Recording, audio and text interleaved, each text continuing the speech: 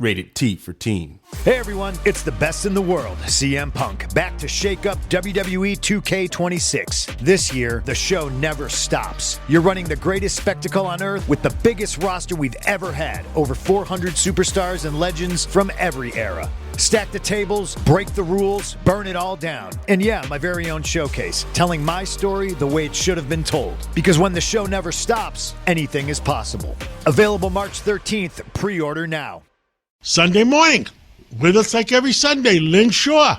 How do we take care of our kids? How do we watch our kids? Tell us, give us an update of what's going on are Americans getting the word that we have to pay extra attention to make sure our kids grow up the right way? Good morning, John. Well, they're going to get the word right here on the Cats Roundtable because we're going to make sure they get the word and hear it. We're going to have a bit of a tutorial today, a refresher, because you can't just, throw these things out at the public and just let it go. We got to keep going back, remind them, kind of brainwash them. All of this is happening and steps to take to keep the kids safe. Now, I'm going to say today there is a war for our children's screens. Everybody knows what that means. The phones, the computers, the laptops, the Chromebooks, the gaming. Everybody seems to forget about gaming, which primarily boys are on, okay? But I want everybody to wake up, America. Listen up.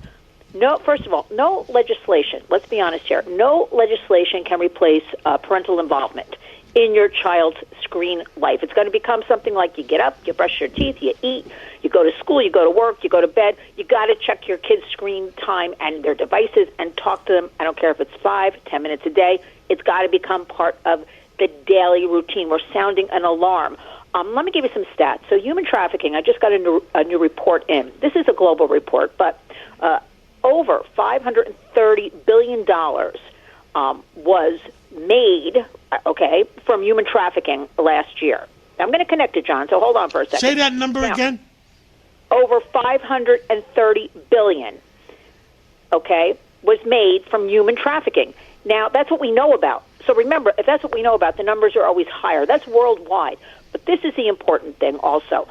Every year, approximately 22 to 25%, it increases. Okay, these are 2025 stats. Now, the fastest growing trend is forced criminality, meaning kids are forced into criminal activities. And there's money to be made, so what happens? They go where they can make the money, the criminals, the predators, and that's online. And that's where our kids are. So I want to, kids aren't to blame. They've grown up in the digital bubble. They're growing up with technology. They're growing up inside it. The phones, right? The private messaging systems, the DMs, not the playgrounds like we did, but spending hours a day. We always talk about this online. But behind many of these apps are these predators, these scammers, and these criminal networks. Again, the bottom line is they make money, they exploit, and we're handing them our kids, right? But I want to focus in today on Roblox. Roblox is one of the biggest.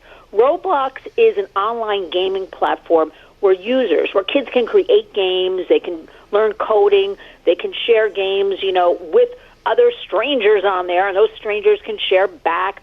Here's the thing, though. There's no age limit. So we have a lot of kids on Roblox, because I ask every parent, do you know what Roblox is? And they're like, oh, yeah, my child's on it. I'm like, do you know what it is? I don't know. They're playing games. So parents think because their child is quiet or in the bedroom with the door closed, that they're safe. And that is the biggest mistake, because Roblox, we've got about 150 million daily users, and about 25 million are in the United States, and about 65% of those are kids 13 and under. Okay, so right there, you've got predators who can manipulate young minds. So what they do, John, is they get the kids to go into these anonymous spaces such as the DMs, the direct messaging, the private messaging, and that leads to direct contact between adults and minors, and it's the perfect environment for grooming, sextortion, and exploitation, fueling all this, not only in the United States, this global human trafficking that doesn't seem to be able to stop. So we, as the adults, as the caregivers, have to realize that strangers are on these platforms, in these digital rooms with our kids, and so we've got to take action. So what are we going to do? Here's what we're going to do. First of all, we're going to talk about it. We've got to keep talking about it and talking about it, because when parents understand the risks, they act. I'm telling you, when I teach them, when I show them, they act. So communities must start standing together, acting together, get involved in your school, talk to your children. The other problem is that some of this artificial intelligence, when they that's another program. When they get children to talk to them. Those are the chatbots, John. They're called chatbots. Yes, and the children start to believe that they're talking to a real person.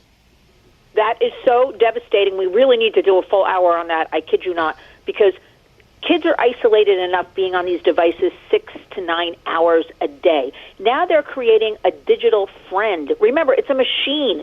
These bots are not real. You think they're real. The kids do. They're young, little, developing minds. Even the teens, they're getting this bot to create it the way they want, and the bot's telling them what they want to hear. But, John, the kicker is eventually the bot can go wild and start telling kids, and we have lots of cases, urging kids to commit suicide, urging kids to hurt their family members, urging kids to do all kinds of, again, criminality, which is why this human trafficking is rising and making so much money, right?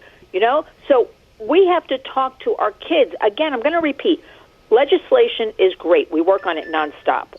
But nothing replaces a parent's involvement. So you've got to ask them what apps they're using. You got to check privacy settings. They're on the devices. Yes, it's difficult, but you can write to lynswarriors.org. I will tell you how to put the privacy on there. We have protectyoungminds.com, step-by-step, every single device and app. We put how you do it to help you out. Keep the devices out of the bedrooms at night. Kids need their sleep.